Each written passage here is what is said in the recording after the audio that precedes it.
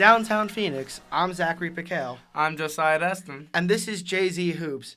We're here to give you all the latest and greatest updates on Sun Devil basketball. I'm ready to go, Josie. How about you? I'm ready as well. So, ASU basketball, in their last 4 games, have lost 3 out of the last 4, but they had a huge win against the Oregon State Beavers. Now, their last loss came to Stanford, and before that was Cal, before that was Washington. Let's start off with Washington. Zach, what do you have to say about that Washington loss? 2 words. Andrew Andrews. The guard erupted for 30 points on the Sun Devils, including a crucial 6 of 6 free throws at the end of the game to seal the win for the Huskies. And then they traveled to the Bay Area to play the California Golden Bears. I know where there's some questionable shots taken by a couple players at the end of the game that could have had them winning, and ASU just didn't come up with the win. What do you got to say about that? I chalked this game up to the super freshmen of Cal. Ivan Rabb and Jaylen Brown. Both are projected first-round picks in next year's NBA draft, and their combined height and power was just too much for the Sun Devils to overcome. Then the Sun Devils traveled across the bay to play the Stanford Cardinal in Maples Pavilion. This game was a very close one. They lost by only 2 points, 72-70, when Roscoe Allen went into the lane and made 2 easy points to win the game. What do you got to say about that? That was a very poor defensive showing by the Sun Devils on their final possession of the game. Roscoe Allen is a big man, for those of you who don't know, and it's inexcusable to allow a big man who is not known to be a dribbler to take the ball coast to coast and finish with just a second left in the game. Well, on a happier note, they did win a huge game on Thursday night in Wells Fargo Arena. It's about time. Yeah, finally. And, some of the huge players other than Trey Holder stepped up. We see Savon Goodman, Atwood, and even Jacobson all in double digits. And, they just played a heck of a game. Now, you mentioned Holder as not having a big scoring impact, but his impact on the game was monumental. Most nights, they have Jerry Blakes guarding the top offensive threat on the team. But on Thursday night, Bobby Hurley elected to have his sophomore guard take up guarding Gary Payton II most of the night. And how many points did he hold him to? Gary Payton scored 2 points, just the second time in 50 collegiate games he's been held under 10. And actually, at the game, we witnessed his first 2 points coming on a dunk with 11 minutes left in the second half. He didn't score the entire first half and 9 minutes into the second half. It might not have been his night shooting, but hats off to Trey Holder for an outstanding defensive effort. Yeah, he really did incredible. How about the student section? Man, that student section is loud. They're rambunctious. They are crazy and excited to see their Sun Devils play some basketball. And, I think the Sun Devil players are excited to come home and play home games in Wells Fargo Arena because the student section is so phenomenal. Every time they hit a 3...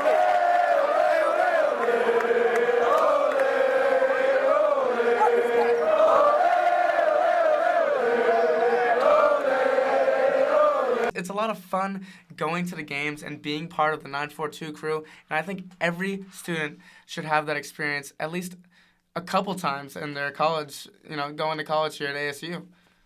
I couldn't agree more. This crowd gives the team new life. It makes the game so much more fun.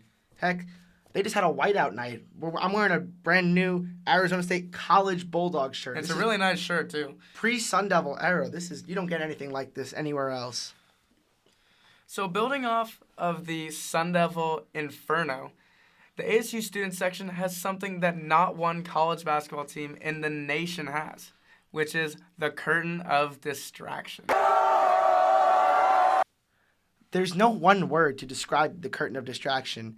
From Chippendales to Fat Elvis to the Unicorns, the 942 crew has covered everything under the sun to ensure that their basketball team has the advantage in the second half.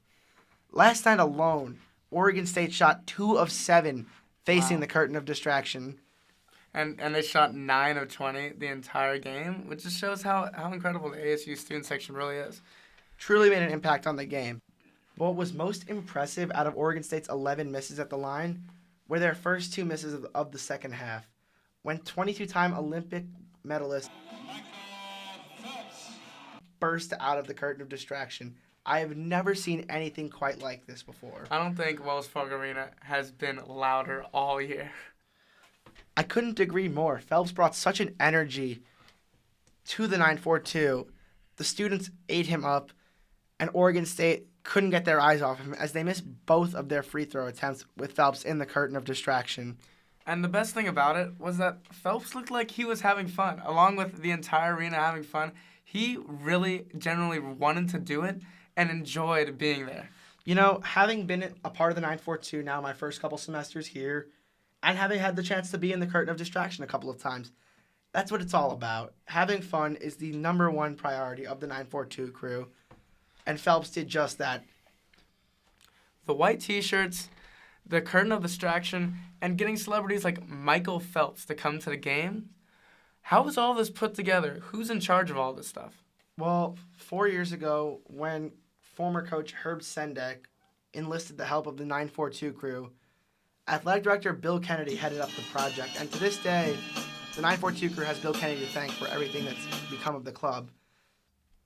After the game, we actually got the chance to talk to Mr. Kennedy himself about his expectations for the rest of the season and how far the 942 crew has come since 4 years ago.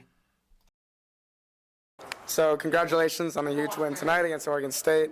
You got 1,500 students to come out to the game, and Michael Phelps, which is a huge plus. What does this mean to the program and to ASU basketball? That is a great question. I think it means a lot from the standpoint, obviously the most important thing is the win. The second thing is the enthusiasm and the excitement that was caused not only by the team, but then having Michael Phelps in the curtain of distraction. So hopefully the people who were here not only saw a good basketball game, but also saw that it's a lot of fun to come to ASU basketball games in general.